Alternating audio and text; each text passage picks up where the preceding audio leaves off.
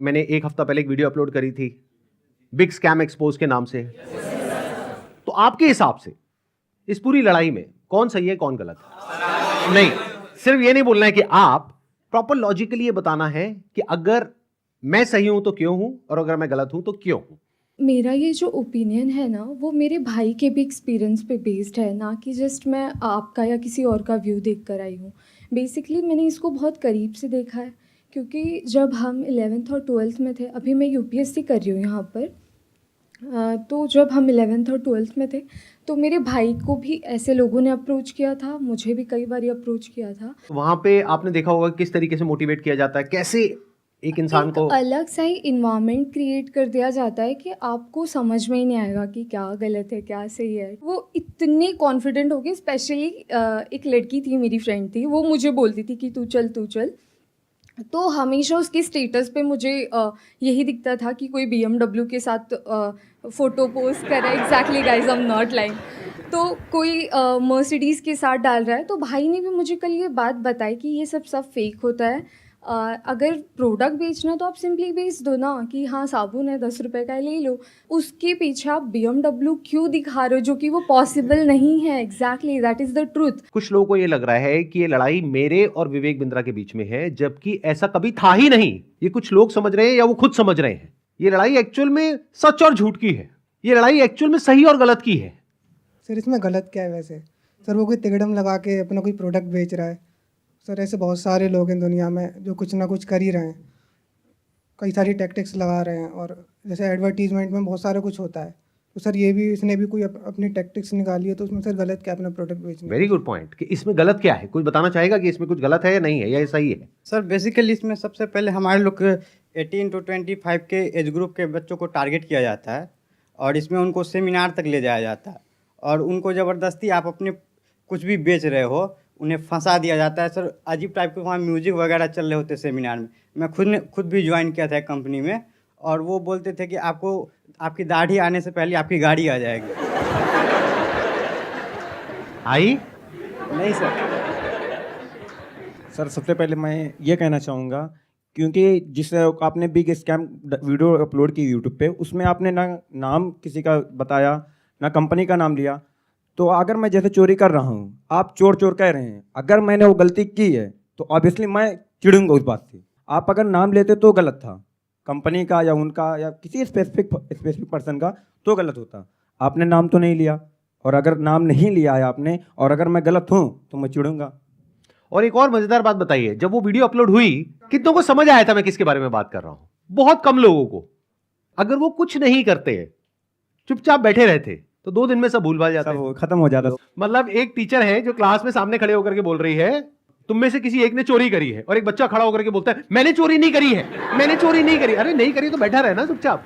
Sir इस पर मैं अपने थॉट शेयर करना चाहूँगा। सबसे पहले तो कोई कोर्स बेचना या प्रोडक्ट बेचना कोई गलत नहीं है, लेकिन प्रोडक्ट का अगर आप 50,000 का बेच रहे हो तो उसकी औकात भी होनी चाहिए उतनी। उनके प्रोडक्ट की औकात है 100 रुपये की, लेकिन बेच रहे हैं 50,000 में। सर एक पॉइंट और मैं शेयर करना चाहूँगा। प्लीज बोलिए। लाइक किसी को पसंद नहीं आया और आप उससे कह रहे हो कि आप दूसरों को सेल करो, तो वो उससे ही बड़ा स्कैम है। असली स्कैम ये है, ध्यान से समझ लो सब लोग, कि एक प्रोडक्ट जो आपको पसंद नहीं आया, आप अपने पैसे वापस मांग रहे हो, लेकिन आपको कहा जा रहा है अगर आपको अपने पैसे वापस चाहिए तो अपने जैसे और 4 बेवकूफ पकड़ करके लाओ और उस पर 30% 35% जो भी है कमीशन लो, और जो आपने पैसा लगाया वो पूरा पैसा आपको वापस। ये स्कैम है। अच्छा, इसी में अगर कोई जेन्युइन प्रोडक्ट हो तो क्या ये स्कैम है? नो सर, नहीं है। ये भी ध्यान से समझ लेना। तो मजे की बात यह है कि जब मैंने स्कैम को एक्सपोज किया तो ऐसी हजारों कंपनीज हैं इंडिया में, उनमें से सिर्फ एक ही कंपनी वाले और उस कंपनी का मालिक नहा धो करके मेरे पीछे पड़ गया। इसका मतलब क्या निकालोगे? अब आ करके कह रहे हैं कि बताओ इसमें स्कैम क्या है, तो ठीक है मैं बताता हूं स्कैम क्या है। आज अच्छे से बताता हूं और पूरी दुनिया को समझाता हूं कि स्कैम होता क्या है। तो एक काम करते हैं, एक वीडियो देखते हैं। उस वीडियो को देखने के बाद में आप लोग अपने व्यूज बताइएगा कि स्कैम है या नहीं है। दोस्तों मेरा नाम नीरज है, मैं राजस्थान जोधपुर से हूँ। बड़ा बिजनेस है। अभी 5 दिन पहले 4 तारीख को 4 सितंबर को मुझसे एग्रीमेंट पे साइन करवाए और बोले कि आपका जो ये केस है हम सोल्व कर देंगे और जो आपका बाकी पेमेंट है वो हम आपको रिफ़ंड कर देंगे। 4 तारीख के बाद हमारा एग्रीमेंट हुआ। मुझे सेटलमेंट एग्रीमेंट दिया कि आप एग्रीमेंट पे साइन करो, इसको अच्छे से रीड करो, पढ़ो इसको, फिर आप साइन करके हमें भेजो, तब हम आपका जो पैसा है वो हम आपको रिफ़ंड कर देंगे।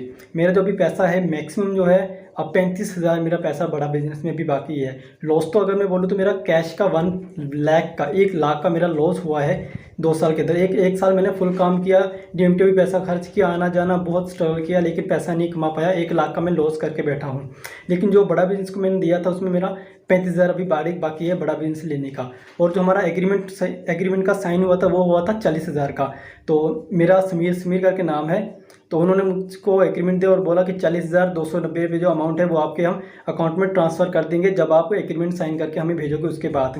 तो मुझे 2-3 दिन बोलते रहे, सर कल होगा, परसों होगा, 24 घंटे 48 घंटे ऐसे ही बोलते लास्ट में आके बोला सर आपको रिफंड नहीं होगा, आप हमारे रिफंड कैटेगरी में नहीं आते। और उसके बाद मेरे को बोला सर हमारे एक सीनियर आपको कॉल करेंगे, लेकिन उनके किसी भी सीनियर्स का मेरे पास कॉल नहीं आया, ना मुझे व्हाट्सएप पे रिप्लाई दे रहे हैं। यहाँ पे कुछ पोस्ट हैं वो भी मैं आपको शेयर कर दूंगा स्क्रीनशॉट, जो आप देख सकते हो कि कितना बड़ा मेरे साथ फ्रॉड हुआ है। तो अगर आपको भी ऐसे सेटलमेंट एग्रीमेंट दिया जाता है कि आप साइन करिए और आपको पैसा हम रिफंड दे देंगे, तो मेरे दोस्तों ये बिल्कुल भी भूल कर भी मत करना एग्रीमेंट साइन। पहले आप उनको बोलो कि पहले पेमेंट दो, उसके बाद हम एग्रीमेंट साइन करेंगे। देखो भाई एग्रीमेंट क्या है, क्योंकि हम मिडिल क्लास फैमिली से गरीब लोग हैं, हमें सिर्फ अपने काम से मतलब होता है ना। तो हमें जब अपना पैसा मिल जाएगा तो हम पैसा लेके हमें क्या करना बड़ा बिजनेस है ना, हम उनके बारे में नेगेटिव क्यों बोलेंगे। उसके बाद इन्होंने मुझसे वीडियो भी बनवाया, मेरा यूट्यूब चैनल था वो भी डिलीट करवा दिया, व्हाट्सअप ग्रुप भी डिलीट करवा दिया, लेकिन मेरा पैसा इन्होंने रिफंड नहीं किया।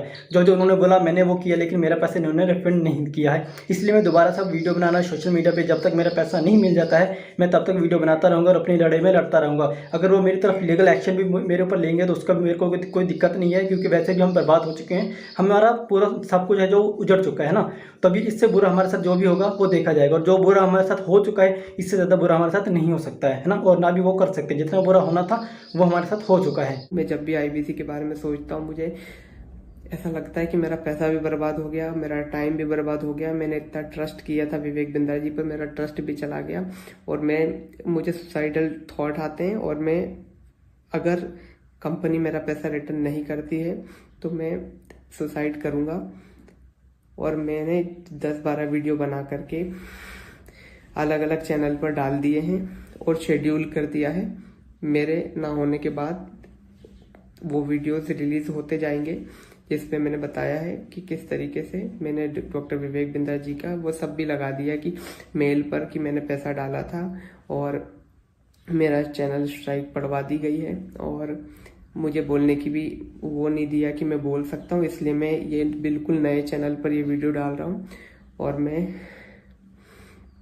मैंने 10-12 वीडियोस और बना के रखे हैं जो मैं 10-12 अलग अलग चैनल्स पर मैंने डाल दिए, अपलोड कर दिया है, शेड्यूल कर दिया है। अगर बड़ा बिजनेस की टीम मुझे मेरा पैसा नहीं लौटाती है तो मेरे पास कोई ऑप्शन नहीं रहेगा, क्योंकि मुझे अभी फ़िलहाल में वो पैसा चाहिए कैसे भी करके, क्योंकि जिन लोगों से मैंने पैसा लिया है वो लोग डे नाइट मुझे परेशान कर रहे हैं। मैं आपको बताना चाहूँगा कि ये वीडियो हमने रिकॉर्ड नहीं करी है, ये यूट्यूब पर अवेलेबल है, और ऐसी 1-2 नहीं बहुत सारी वीडियोस अवेलेबल हैं अलग अलग लोगों की। और बहुत सारे ऐसे बच्चे हैं जिन्होंने ब्याज पे पैसा लिया है, हम लोग शायद समझ भी नहीं सकते कि इन लोगों के ऊपर क्या बीत रही है। और ऐसी 1-2 नहीं बहुत सारी वीडियोस हैं, आप जा करके यूट्यूब पे सर्च कर सकते हैं। अब जरा इस इंसान के बैकग्राउंड को देखो कि इंसान है कौन। ये अपने नाम के आगे क्या लगाते हैं? डॉक्टर। जब यहां पर ये आए थे तो मुझे लगा था डॉक्टर है, लेकिन बाद में जब मैंने रिसर्च करी अभी पिछले 1 हफ्ते में ये सब जो हुआ है, तो मुझे पता लगा इन्होंने कोई MBBS नहीं किया है इंडिया की किसी भी यूनिवर्सिटी से, या US से, UK से, कहीं से कुछ नहीं किया है। कहां से डिग्री मिली है, कैसे मिली है, वो अगर आप थोड़ा सा रिसर्च करोगे तो आपको समझ आ जाएगा। पाकिस्तान से। किसने बोला पाकिस्तान से? देखो मैं आपको हिंट देता हूं, पाकिस्तान इंडिया का नेबर है, ऐसे ही इंडिया का एक नेबर है बांग्लादेश, श्रीलंका। अभी काम करते हैं, अब लीगली बात करते हैं कि स्कैम है या नहीं है। कि मतलब हमारी कंट्री का जो लॉ है वो क्या बोलता है, उसको स्टडी करते हैं। उसके लिए मेरे पास में कुछ डॉक्यूमेंट्स हैं, इसका मैं लिंक दे दूंगा अपने वीडियो के डिस्क्रिप्शन में नीचे, तो आप क्लिक करके डायरेक्टली जा करके गवर्नमेंट की जो वेबसाइट्स हैं वहां पे जा करके देख सकते हैं, पढ़ सकते हैं। ये मैं नहीं कह रहा हूं, हमारी कंट्री की गवर्नमेंट कह रही है, ये उनके नोटिफिकेशंस हैं। सबसे पहले ये समझो कि ये जो स्कैम्स है ना इस तरह के, ये आज से नहीं चल रहे हैं, ये पिछले 100 साल से चल रहे हैं। तो इसके लिए 1978 में एक एक्ट बना था जिसको बोलते हैं prize chit and money circulation act, जहां पर के इस तरह की जो मनी सर्कुलेशन स्कीम्स होती हैं या पिरामिड स्कीम्स होती हैं उन सबको बैन कर दिया गया था। मतलब क्या कि अगर आप एक कंपनी खोलते हो और किसी से पैसा लेते हो, फॉर एग्जांपल मैंने एक कंपनी खोली, वहां पे मैंने आपसे 1 लाख रुपए लिया और आपको बोला कि आप आगे किसी को ज्वाइन करा दो, तो जब आपने किसी को आगे ज्वाइन कराया, अपने फ्रेंड को, रिलेटिव को, किसी को भी और कैसे भी, तो उसमें आपको कितना मिला? 30,000।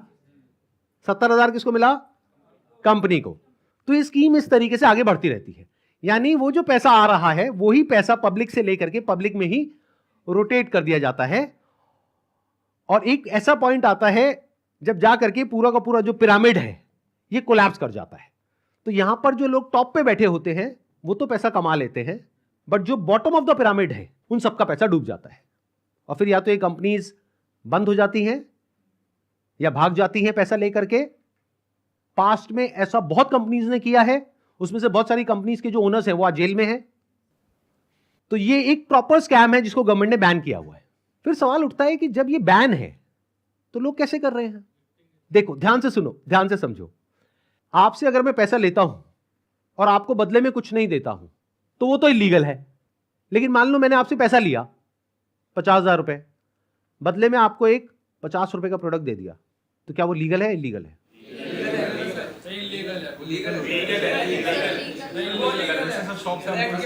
हो गए ना कंफ्यूज?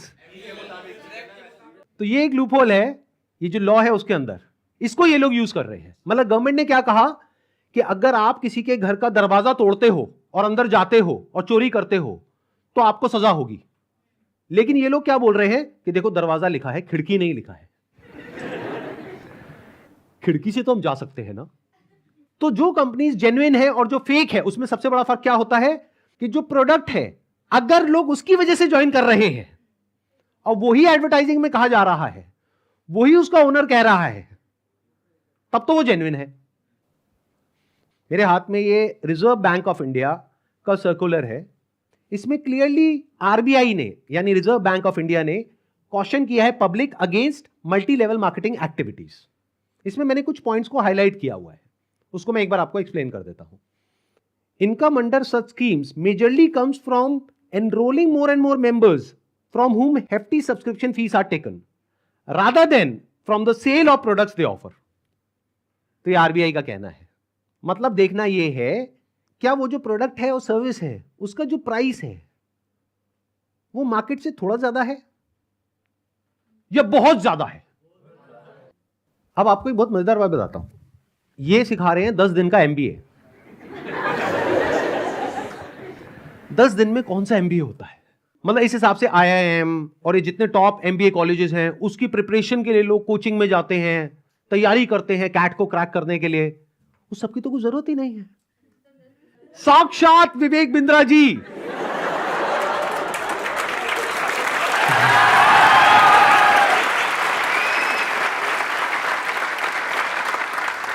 आपके सामने 10 दिन तक रोज प्रकट होंगे और आ करके आपको 10 दिन में एमबीए करा देंगे।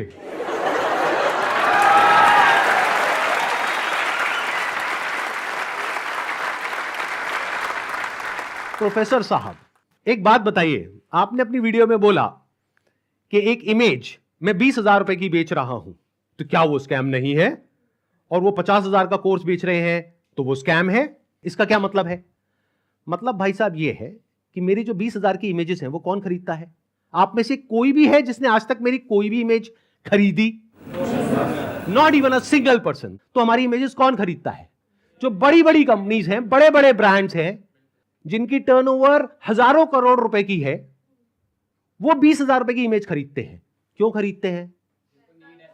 क्योंकि अगर वो इमेजेस हमसे नहीं खरीदेंगे और खुद शूट करेंगे तो उनका खर्चा आएगा 5 से 10 लाख रुपए, और वो इमेज कितने में मिल गई? 20,000 रुपए में।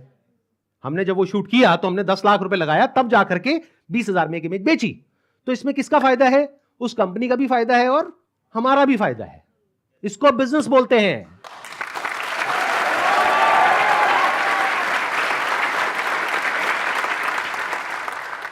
देखते हैं आरबीआई और गवर्नमेंट ऑफ इंडिया क्या कहती है उनके बिजनेस मॉडल के बारे में। The Reserve Bank has also said that acceptance of money under money circulation, multi-level marketing, pyramid structures is a cognizable offense under the Price Cheat and Money Circulation Banning Act 1978. Members of public coming across such offers, ध्यान से सुनना, should immediately lodge a complaint with the state police. ये RBI कह रही है कि अगर आपके साथ में ऐसा कुछ हुआ है तो आपको क्या करना है? You should immediately lodge a complaint with the state police. अब एक और नोटिफिकेशन है जो बहुत इंपॉर्टेंट है, इनफैक्ट मोस्ट इंपॉर्टेंट है इस पूरी की पूरी डिस्कशन के लिए। जितनी भी एमएलएम स्कीम्स चल रही हैं, पिरामिड स्कीम्स चल रही हैं, डायरेक्ट सेलिंग कंपनीज चल रही हैं, एफिलिएट मार्केटिंग कंपनीज चल रही हैं, कि वो लीगल है या इलीगल है, ये कैसे समझा जाए। तो इसके लिए गवर्नमेंट ऑफ इंडिया ने 2021 में एक बहुत ही अच्छा स्टेप उठाया। ये मेरे हाथ में एक नोटिफिकेशन है गवर्नमेंट ऑफ इंडिया का, मिनिस्ट्री ऑफ कंज्यूमर अफेयर्स का। उसमें क्या कहा गया है? ये टोटल 13 पेज का डॉक्यूमेंट है, जिसमें क्या कहा गया है? The central government hereby proposes to frame consumer protection direct selling rules 2021। 2021 में आए थे ये। इसके बारे में बहुत लोगों को पता ही नहीं है, इसलिए ये स्कैम इतने आसानी से चल रहे हैं। अगर पता हो तो इनकी दुकान 2 दिन में बंद हो जाए। डिटेल में अगर आप जानना चाहते हैं इसमें क्या क्या लिखा हुआ है तो नीचे यहाँ पे डिस्क्रिप्शन में आपको लिंक मिलेगा, उस पर क्लिक करके आप देख सकते हैं और पढ़ सकते हैं इसको। मैं बस शॉर्ट में कुछ पॉइंट्स मैंने हाईलाइट करे हुए हैं, वो आपको बताता हूं जो समझना बहुत जरूरी है। It applies to all models of direct selling, whether it is multi level, whether it is single level, whether it is affiliate, किसी भी स्ट्रक्चर से आप सेलिंग कर रहे हो तो आपको इन रूल्स को फॉलो करना है। सबसे पहला रूल क्या है? It has no provision that a direct seller will receive remuneration और incentives for recruitment oblique enrolment of new participants in the direct selling business except as a result of sale of goods और services by them.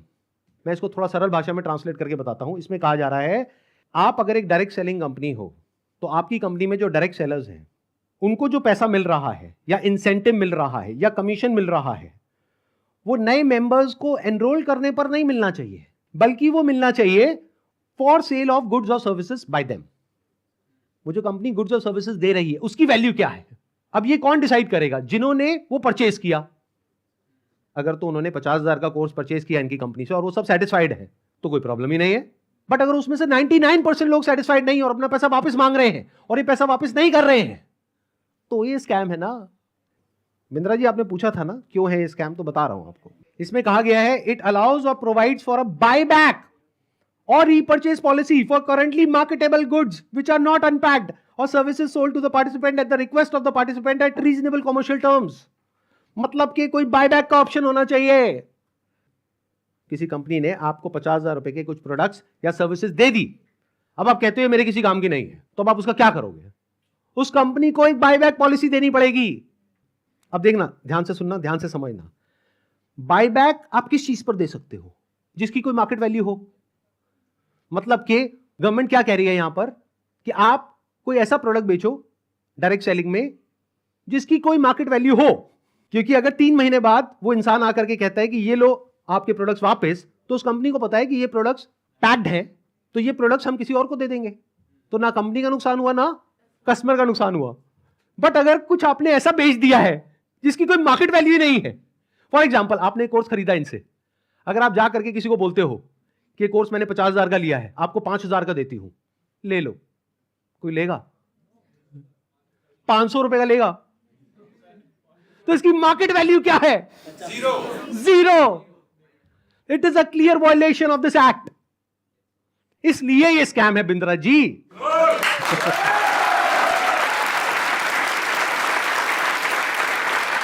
उन्होंने एक बहुत बड़ी गलती कर दी। It was never meant to be Sandeep Maheshwari versus Vivek Bindra. It was just an awareness video. जबरदस्ती आकर के बीच में छलांग मारी है उन्होंने, जबरदस्ती। मेरा मकसद सिर्फ किसी एक पर्सन को टारगेट करना नहीं है, बल्कि सबको अवेयर करवाना है कि देखो दुनिया में ऐसा कुछ हो रहा है, तो बच करके रहो। Miss selling means recklessly misrepresenting a product or service in order to successfully complete a sale. It also includes providing consumers with misleading information about a product or service. This can involve omitting key information, मतलब key information आप उनसे छुपा रहे हो about a product, or providing information that makes the product appear to be something it is not. मतलब कि अगर सरल भाषा में बोला जाए तो आप ऐसा नहीं कर सकते कि आप दिखा कुछ और रहे हो और दे कुछ और रहे हो। उन्होंने अपनी एक वीडियो में नहीं, पता नहीं कितनी वीडियोस में खुलेआम खुद उन्होंने, विवेक बिंद्रा ने खुल करके बोला है कि अगर आप महीने का 10 लाख रुपए नहीं कमा सके तो मैं आपके सारे पैसे वापस कर दूंगा।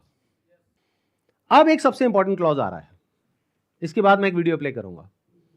क्लॉज नंबर 7 का 2E एक पर्टिकुलर क्लॉज है जो सबसे इंपॉर्टेंट है इस पूरे के पूरे सर्कुलर में। इसको ध्यान से सुनना, ध्यान से समझना। A direct selling entity and direct seller shall not refuse to take back spurious goods or deficient services and refund the consideration paid for goods and services provided. इससे कोई फर्क नहीं पड़ता कि आपने उस कंपनी के साथ में क्या एग्रीमेंट किया है, फर्क इससे पड़ता है कि लॉ क्या है। फॉर एग्जाम्पल, आप किसी के साथ में एग्रीमेंट करते हो किसी का मर्डर करने के लिए, तो आप कोर्ट में जाकर के ये नहीं बोल सकते थे कि हमारा एग्रीमेंट था। क्यों? क्योंकि जो कंट्री का लॉ है वो किसी भी एग्रीमेंट के ऊपर है। The law of the land supersedes all agreements. तो आप लोग जो डर रहे हो ना कि हमने उनके साथ में कॉन्ट्रैक्ट साइन किया, एग्रीमेंट साइन किया है, अरे पहले लॉ को तो देख लो, लॉ क्या कहता है। अगर लॉ के हिसाब से वो गलत है तो गलत है, नो मैटर कि उसने आपके साथ क्या एग्रीमेंट किया है। That agreement must be in line with the law of the land. तो ये क्लॉज को मैं दोबारा से पढ़ूंगा, ध्यान से सुनना। A direct selling entity and direct seller shall not refuse to take back deficient services. Deficient word का क्या मतलब होता है?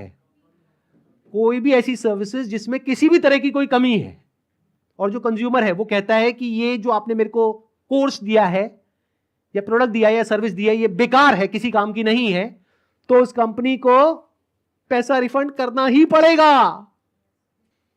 ये मैं नहीं कह रहा हूं, हमारी कंट्री का लॉ बोल रहा है। अब ये जो मैंने आपको कुछ पॉइंट्स बताए, इसके अकॉर्डिंग एक बार एक छोटी सी वीडियो को देखो, बड़े प्रोफेसर की, देखते हैं वो क्या बोलते हैं।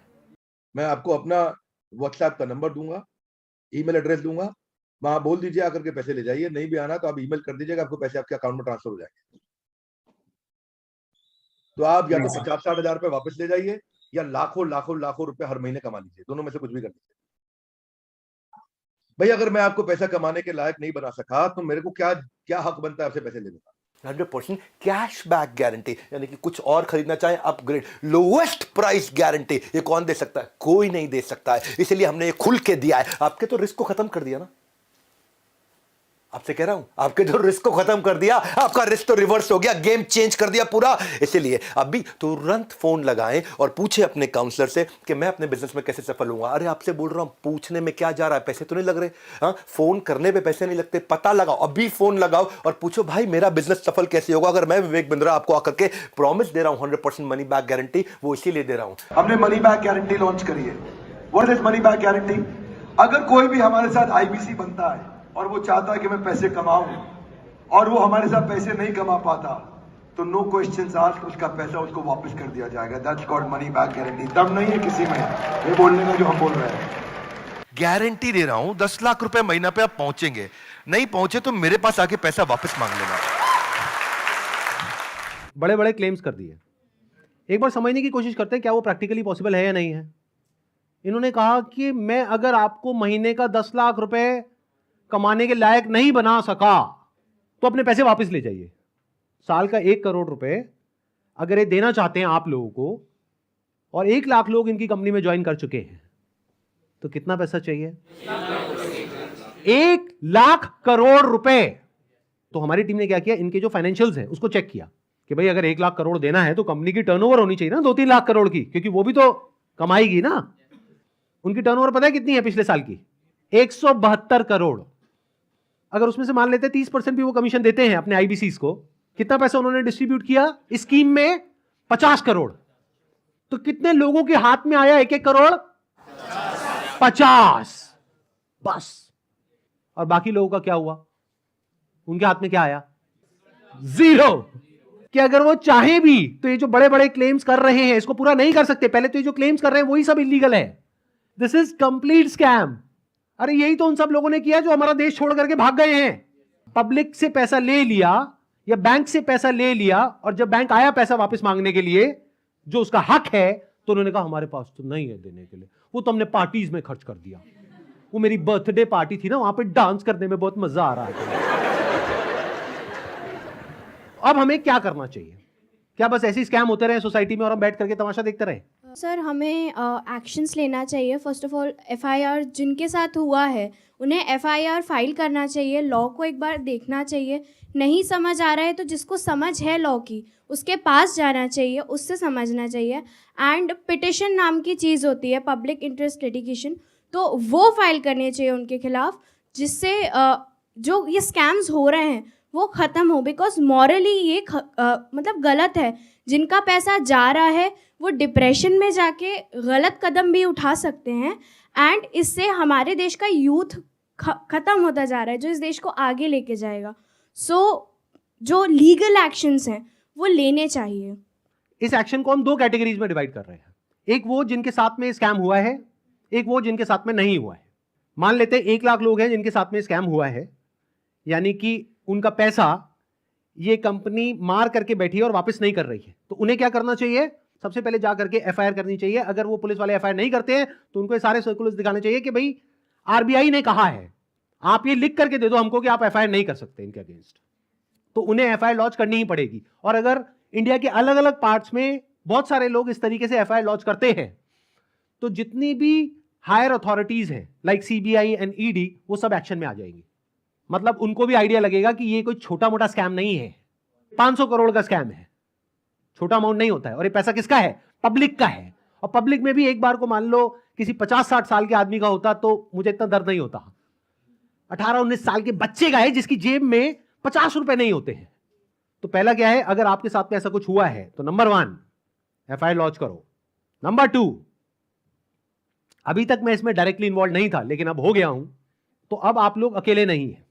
मेरा एक सिंपल सा प्लान है कि मैं अपने चैनल पर मोनेटाइजेशन ऑन करूंगा।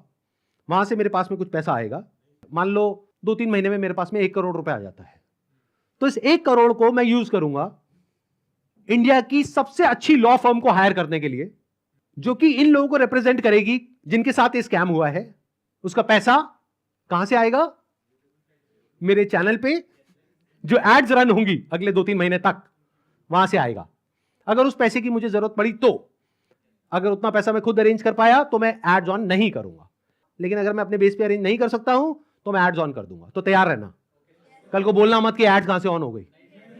जरूरत पड़ी तो मैं 1-2 महीने के लिए एड्स ऑन करूंगा, फिर बंद कर दूंगा जैसे ही मेरे पास में उतना पैसा आ जाएगा जितना उस लॉ फर्म को देना है। फिर वापस से अगर मेरे पास में पैसा खत्म हो गया उनको देने के लिए 6 महीने बाद, फिर से एड्स ऑन कर देंगे। अपने घर की खेती है, क्या दिक्कत है?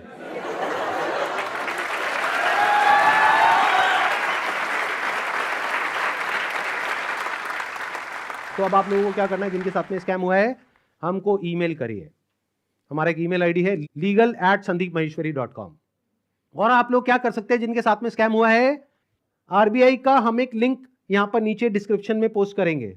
एक तो इन सर्कुलर्स का, प्लस आरबीआई के जितने भी ऑफिसेज हैं अलग अलग स्टेट्स में, वहां पर जो उनके रिप्रेजेंटेटिव्स हैं उनका। तो आप क्या कर सकते हैं जिनके साथ में ऐसा कुछ हुआ है, एक लेटर लिखिए छोटा सा, उसमें जो भी मन में है इंग्लिश में हिंदी में लिख दीजिए कि आपके साथ में ये हुआ, ये हुआ, ये हुआ, ये हुआ, और आपको अपना पैसा वापस चाहिए, लेकिन वो पैसा वापस नहीं कर रहे हैं। और साथ में सारे जो प्रूफ्स हैं, जो भी आपने पेमेंट करी, जो भी आपका रजिस्ट्रेशन नंबर है, वो सब अटैच करिए। इसको पोस्ट करिए, एक आरबीआई में और एक मिनिस्ट्री ऑफ कंज्यूमर अफेयर्स में। अगर ये करते हैं तो क्या होगा? सोचो उनके पास में हजारों लेटर्स पहुंच जाते हैं तो क्या होगा? तो गवर्नमेंट की जो भी सीनियर अथॉरिटीज हैं वो सब एक्शन में आ जाएंगी। अगर आपको बहुत ज्यादा डर लगता है कि पता नहीं क्या हो जाएगा, क्योंकि ये आदमी है तो थोड़ा अजीब। अभी जो कल वीडियो में आया है ये, इसने आकर के एक बार नहीं बार बार मुझे धमकियां दी है, 1 हफ्ते में देखो मैं तुम्हारे साथ क्या करता हूं। भाई तू क्या करेगा? कर ले, अभी कर ले। मैं नहीं डरता भाई, दिखता नहीं है मेरी आंखों के अंदर। मेरे को मत डराने की कोशिश कर बार बार, तू अपनी आंखें दिखा कर।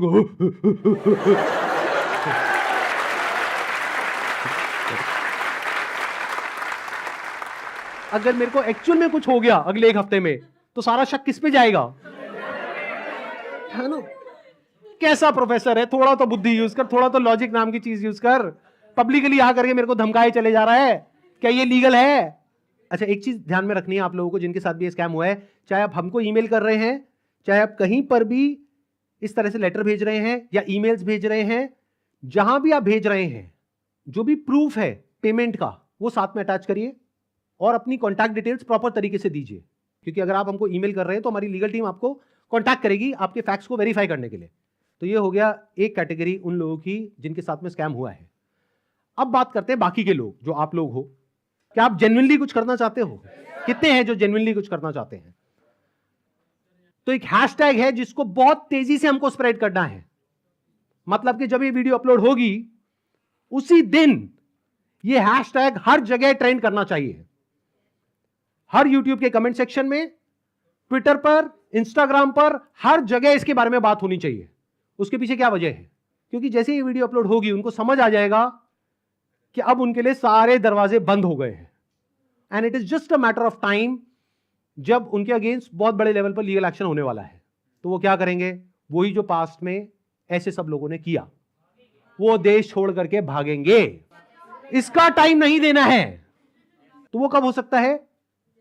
जब आरबीआई के जितने भी सोशल मीडिया पेजेस हैं, मिनिस्ट्री ऑफ कंज्यूमर अफेयर्स के जितने भी सोशल मीडिया पेजेस हैं, वहां पर सब जगह ये हैशटैग ट्रेंड कर रहा हो, तो क्या होगा? इमीडिएटली उसके ऊपर एक्शन होगा। तो अब इनको रोकने का क्या तरीका है? एक हैशटैग है, ध्यान से सुन लो इस हैशटैग को, और ये यहां पे आ भी जाएगा नीचे और वीडियो में भी दिख रहा होगा आपको। Hashtag stop Vivek Bindra. रोको इसको भाई।